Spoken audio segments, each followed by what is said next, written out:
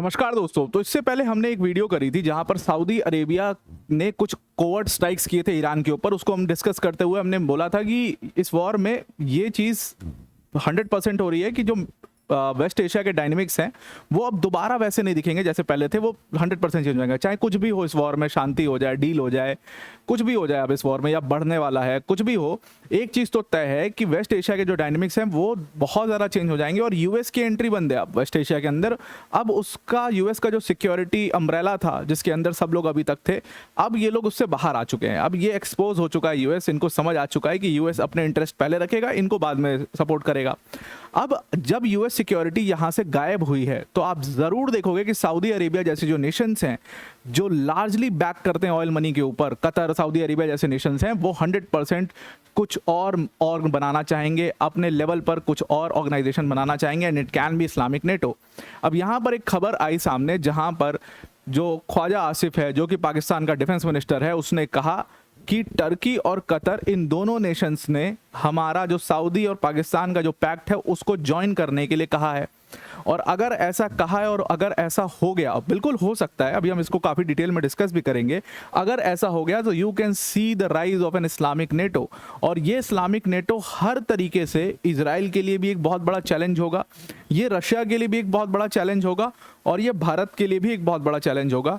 Even in some cases अगर आप देखो तो जो भी मिडिल ईस्ट के अंदर, मतलब वेस्ट एशिया के अंदर जो भी अपनी पैठ बनाना चाह रहा है, उनके लिए ये एक खतरा साबित होगा, और उसमें चाइना भी आता है ना। Let us understand. बट आगे जाने से पहले एक बड़ी अनाउंसमेंट अनअकैडमी टीम की तरफ से कि ह्यूज स्टूडेंट रिक्वेस्ट के ऊपर हमने अपने ऑफर को दोबारा से रजिस्ट्रेट कर दिया है।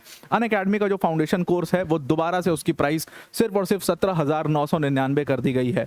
इस प्राइस में 50% का ऑफ इस समय चल रहा है। इस प्राइस में आप अनअकैडमी और प्रोबेबली इंडिया के बेस्ट एजुकेटर्स से पढ़ सकते हो, जिसमें मृणाल सर, प्रतीक सर, सुदर्शन सर जैसे एजुकेटर्स आपको यहाँ पर पढ़ाएंगे। लिंक इसका डिस्क्रिप्शन में हमने दे दिया है, जिस पर क्लिक करके आप इसको ज्वाइन कर सकते हैं। याद रखिएगा ये लिमिटेड टाइम ऑफर है, इसको जल्दी से जल्दी अवेल कर लीजिए, अदरवाइज ये ऑफर दोबारा नहीं आएगा। APYT10 मेरा कोड है।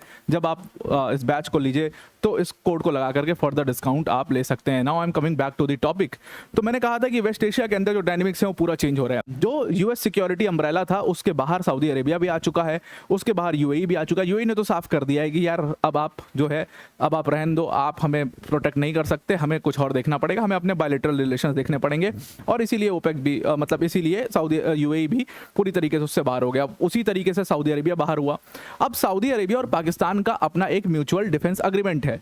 अब पाकिस्तान के ख्वाजा आसिफ का कहना है कि ये इस म्यूचुअल डिफेंस एग्रीमेंट को कतर और टर्की भी यहाँ पर ज्वाइन करना चाहते हैं, और ये एक बहुत ही फॉर्मिडेबल फोर्स हो जाएगा अगर ये दोनों देश इसको ज्वाइन करते हैं।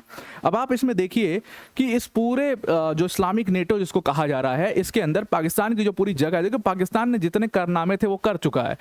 जहाँ पर म्यूचुअल डिफेंस एग्रीमेंट को सपोर्ट करना था वहाँ तुम भाग चले पीछे, तुम्हारे देश की हालात, माली हालत बहुत ख़राब है, तो you will never be an asset for this Islamic NATO. आप सिर्फ एक बर्डन से बन के रह जाओगे। आपकी लीडरशिप बहुत अनस्टेबल है, आपका देश बहुत अनस्टेबल है। आपके देश के लोग जो हैं वो जाते हैं जब दूसरे देशों में, तो वो वहाँ पर जो अलग अलग कैंपेन चलाने लगते हैं, वो भीख मांगने का एक पूरा इंडस्ट्री खड़ा कर देते हैं वहाँ पर, इस टाइप का आपके काम करते हैं। तो आप बर्डन ही हो सबके लिए। लेकिन पाकिस्तान इस पूरे इस्लामिक नेटो के अंदर क्यों है? Because Pakistan is a nuclear armed nation, और उनकी जो न्यूक्लियर कैपेबिलिटी है, इसी वजह से इनको इस्लामिक नेटो में रखा गया, जो कि एक बहुत बड़ा डिटरेंस का काम करेगी अगर ये इस्लामिक नेटो आगे बढ़ता है तो।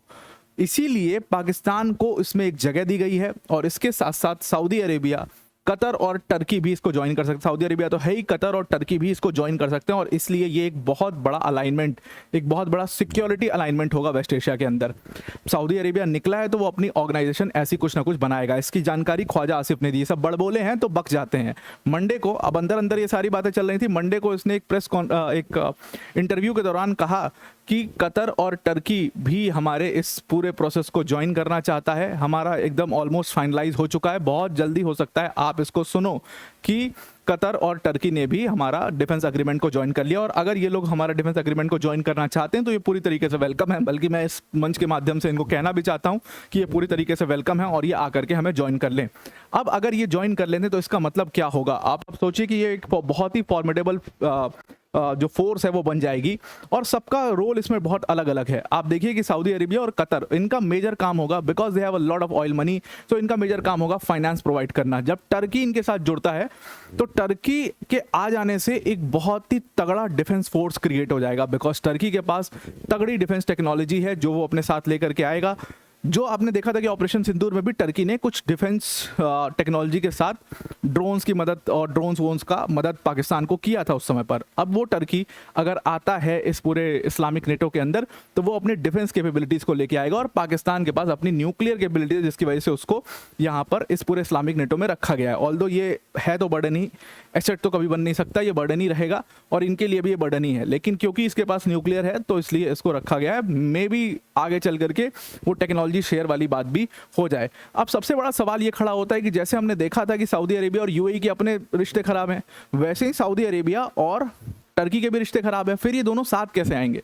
देखो, इनके बीच में जो पूरा झगड़ा था वो सुन्नी लीडरशिप को लेकर के था। क्लियरली अगर हम देखें तो टर्की और सऊदी अरेबिया का झगड़ा सुन्नी लीडरशिप को लेकर के था। अब प्रॉब्लम ये है कि भाई अब इनको ये लग रहा है कि यार सुन्नी लीडरशिप तो तब होगी जब सुन्नी मुस्लिम्स होंगे, जब सुन्नी देश बचेंगे। सुन्नी लीडरशिप तो बाद की बात है, पहले तो हम सुन्नी मुस्लिम्स को बचाते हैं, उसका एक पूरा फोर्स तैयार करते हैं, और वही सुन्नी मुस्लिम्स का पूरा फोर्स ये तैयार होता हुआ यहाँ पर नजर आ रहा है। क्योंकि ईरान से जिस तरीके का थ्रेट इनको है, इनको समझ में आ चुका है अब यूएस भाई कुछ नहीं कर सकता और कोई मदद करने नहीं आएगा, इसलिए हमें साथ आना पड़ेगा, और इसीलिए ये इस्लामिक नेटो के थॉट को और स्ट्रांग बनाता है। The strategic mutual defence agreement जो है 2025 में जो साइन हुआ था पाकिस्तान और इनके बीच में, कहा जा रहा है कि इसके अंदर एक कलेक्टिव डिफेंस एग्रीमेंट टाइप का भी क्लॉज होगा। अगर कतर और टर्की ये सब लोग आ जाते तो एक कलेक्टिव डिफेंस एग्रीमेंट टाइप का क्लॉज होगा। जैसा हम नेटो में देखते हैं, नेटो का आर्टिकल 5 है कि भाई एक देश के ऊपर कोई अटैक करेगा तो ये सारे देश मिल करके उसको टेक ऑन करेंगे। ठीक वैसा ही इस इस्लामिक नेटो के अंदर भी बोला जा रहा है। जो लोग इसके बारे में जानते हैं उनका, एनालिस्ट का मानना है कि इस तरीके का एक डिफेंस क्लॉज ये लोग रखेंगे।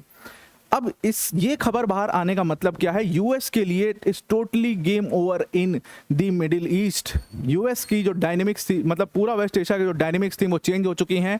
यूएस के लिए अब जो बचा कुचा ग्राउंड था वो भी खत्म हो चुका है, क्योंकि सऊदी अरेबिया एक वो नेशन था जो हमेशा से यूएस सपोर्ट के ऊपर बैक करता था, और बाकी लोगों तक भी इसको, एक कहते हैं ना कि एक बंदा होता है जो एडवर्टाइज करता है कि अरे मैंने इसको यूज़ किया बहुत अच्छा है, तो वैसे यूएस सिक्योरिटी को यूज़ किया बहुत अच्छा है, अरे यूएस तो बहुत हेल्प करेगा, बहुत ज़्यादा हेल्प करेगा। इवन यहाँ तक भी पहुँच गया इजराइल, जो कि उनका मतलब बहुत बड़ा दुश्मन है, वो इजराइल को लगातार यूएस सपोर्ट करता रहा, लेकिन सऊदी अरेबिया ने चू नहीं कसी वहाँ पर। वो सऊदी अरेबिया अब इस बात को समझ चुका है कि यूएस हमें अपने आप को पहले रखेगा, अपने इंटरेस्ट को पहले रखेगा, इजराइल को प्रायोरिटी देगा, और हम भले ही चाहें कितना भी पैसा दे दें, कुछ भी कर दें, हम बैकफुट पे ही रहेंगे। वो चीज़ अब इनको समझ में आ चुकी है, और इसीलिए इन्होंने इस टाइप का प्लान बनाना शुरू कर दिया है। अब ये इस्लामिक नेटो जो होगा, इसमें टर्की की बहुत बड़ी भूमिका होगी। देखिए, टर्की का आना सिर्फ आना नहीं है, टर्की अगर आएगा तो अपने साथ एक बहुत बड़ा डिफेंस इंडस्ट्री लेकर के आएगा। नेटो, टर्की एकमात्र ऐसा देश है इस पूरे इन चारों देशों में जो नेटो का हिस्सा है, और नेटो का सिर्फ हिस्सा ही नहीं है, सिर्फ कहने के लिए हिस्सा नहीं है, नेटो के अंदर सेकंड लार्जेस्ट मिलिट्री है टर्की के पास। तो उनकी जो डिफेंस इंडस्ट्री वो काफ़ी मैच्योर है, और हमने देखा था कि ऑपरेशन सिंदूर के टाइम पे उसने बड़ी मदद करने की कोशिश करी थी पाकिस्तान के लिए। अब इन देशों का एक साथ आना और इस्लामिक नेटो फॉर्म होना कहीं ना कहीं बहुत सारे देशों के लिए एक चैलेंज हो चुका है। भारत के लिए 100% चैलेंज होगा। जहां पर भी पाकिस्तान होगा, और वो भी इस तरीके की मुस्लिम वर्ल्ड के अंदर पाकिस्तान होगा, तो वो भारत के लिए हमेशा एक बहुत ही चैलेंजिंग सिचुएशन होगी। दूसरी चीज़, जो देश भी अपना स्ट्रॉन्ग फुट रखना चाह रहे हैं वेस्ट एशिया के अंदर, स्ट्रॉन्ग प्रोजेक्ट्स रखना चाह रहे हैं वेस्ट एशिया के अंदर, उन सारे देशों के लिए इस्लामिक नेटो एक बड़ा चैलेंज होगा। Let's see how they take on them. तो आई होप आपको पूरा आर्टिकल समझ में आ गया होगा। आज के लिए इतना ही। Thank you and have a nice day.